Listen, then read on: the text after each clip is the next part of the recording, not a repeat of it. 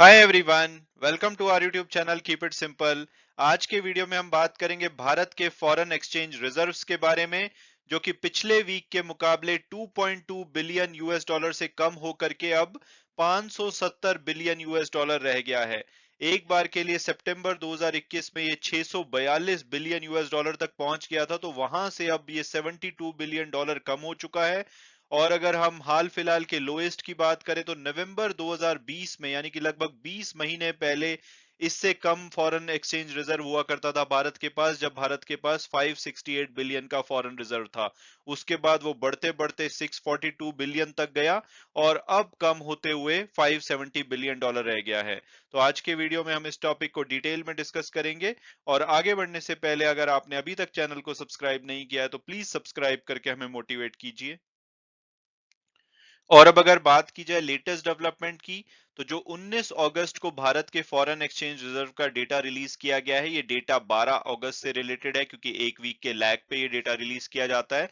तो इस डेटा के हिसाब से जो भारत का फॉरेन एक्सचेंज रिजर्व है, पिछले वीक के मुकाबले 2.238 बिलियन यूएस डॉलर से कम हुआ है। और अब हमारा जो रिजर्व है वो 570.74 बिलियन यूएस डॉलर रह गया है। पिछले वीक में भी हमारा जो रिजर्व है वो 897 मिलियन से कम हुआ था। तब हमारा रिजर्व 572.978 बिलियन रह गया था, लेकिन उससे पहले 2.3 बिलियन डॉलर से ये बढ़ा था। और जैसा कि आप जानते होंगे, इसमें चार कंपोनेंट्स होते हैं फॉरेन करेंसी असेट्स, जैसे कि हम dollar, euro, pound sterling, Japanese yen वगैरह की फॉर्म में फॉरेन एक्सचेंज रिजर्व रखते हैं। उसके अलावा गोल्ड रिजर्व और आईएमएफ के साथ जो हमारे स्पेशल ड्राइंग राइट और रिजर्व पोजीशन होती हैं, उसको मिलाकर के हमारा टोटल फॉरेन एक्सचेंज रिजर्व बनता है। तो पिछले वीक के मुकाबले सिर्फ फॉरेन करेंसी असेट्स हैं जिसमें की कमी देखी गई है, 2.65 बिलियन से ये कम हुए हैं। इसके अलावा चाहे गोल्ड हो, चाहे स्पेशल ड्राइंग राइट हो या रिजर्व पोजीशन हो, उन सब में पिछले वीक के मुकाबले बढ़ोतरी देखी गई है। और अब अगर बात की जाए कि भाई कमी हुई क्यों है, तो इसमें एक रीजन तो सिंपल ये है कि जो हमारे फॉरेन एक्सचेंज रिजर्व है, इसको डॉलर टर्म्स में एक्सप्रेस किया जाता है।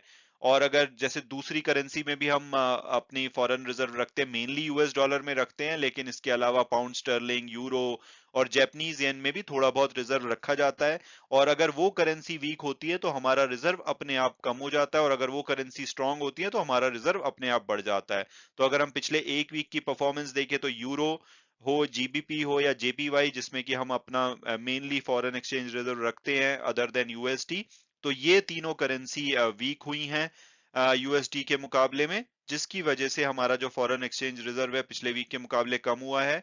इसके अलावा अगर बात की जाए तो रिजर्व बैंक ऑफ इंडिया जैसा कि अभी इंटरवीन कर रहा है, ताकि जो हमारी करेंसी है इंडियन रुपी, वो 80 रुपए पर डॉलर से ऊपर ना जाए।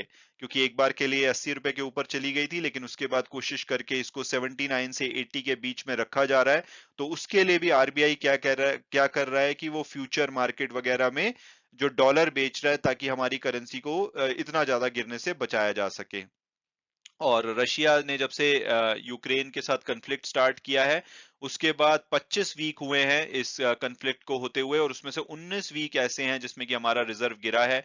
एक रीजन तो वही है कि जो यूएस डॉलर है इस बीच में काफी ज्यादा स्ट्रांग हो गया है, तो हमारा रिजर्व उसकी वजह से गिरा है। उसके अलावा जो फॉरेन इंस्टीट्यूशनल इन्वेस्टर सेलिंग कर रहे थे जुलाई तक, तो उसकी वजह से गिर रहा था, और आरबीआई की इंटरवेंशन रुपी को बचाने के चक्कर में। तो इन वजहों से हमारा जो रिजर्व है इस साल के अंदर 61 बिलियन डॉलर गिर चुका है। और अगर हम अपने पीक से देखें, जो कि 642 बिलियन था पिछले साल के सितंबर में, वहां से अब ये 72 बिलियन डॉलर तक गिर चुका है।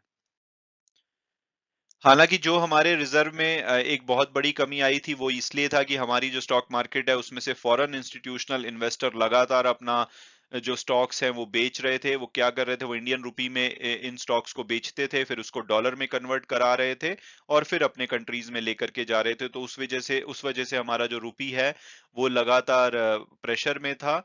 लेकिन अब अच्छी बात यह है कि पहले 7 महीने में तो उन्होंने बहुत जबरदस्त सेलिंग करी।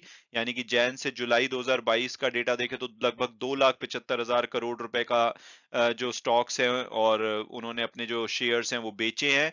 जुलाई में थोड़ी सी इसमें कमी आई थी, लेकिन अभी अगस्त में ये पॉजिटिव है। इन्होंने लगभग 18,000 करोड़ रुपए की बाइंग करी है।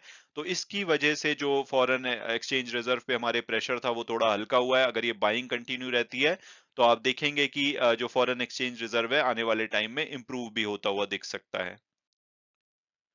और अब अगर बात की जाए कि भाई दूसरे कंट्रीज का क्या हाल है फॉरेन एक्सचेंज रिजर्व के मामले में, तो चाइना नंबर 1 पे बना हुआ है 3.3 ट्रिलियन फॉरेन एक्सचेंज रिजर्व के साथ। इनका जो फॉरेन एक्सचेंज रिजर्व है लगभग 29 बिलियन से पिछले वीक के मुकाबले बड़ा है। जापान दूसरे नंबर पे, स्विट्जरलैंड तीसरे नंबर पे और चौथे नंबर पे जो कि भारत हुआ करता था 2 वीक पहले, अब 5वें नंबर पे खिसक गया है क्योंकि हमारा जो फॉरेन एक्सचेंज रिजर्व है कम हो रहा है।